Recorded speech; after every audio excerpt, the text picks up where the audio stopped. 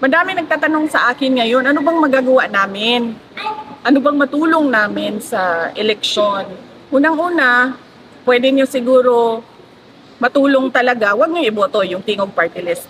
Kasi ang boto para sa Tingog Party List ay boto para kay Martin Romualdez. Isipin nyo, 3 na yung seats niya sa House of Representatives. Yung distrito niya sa Tacloban, yung 2 upuan niya sa Tingog Party List. Yung upuan ng asawa niya, yung seat ng asawa niya, yung seat ni Asidre. So, hindi dahil hindi ko masagot yung mga tanong nila sa confidential funds. Ayaw kong sumagot sa mga pagmamayari ni Martin Romualdez.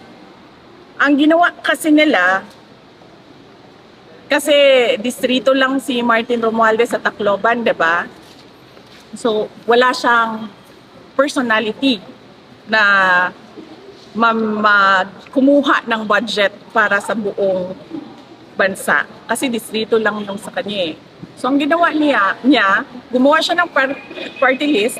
Eh, ang party list, pwede yan sa buong bansa. Kahit saan. Doon pumapasok yung pondo, yung pera sa party list niya. Ano ang pwede natin sabihin na mag-substantiate yan?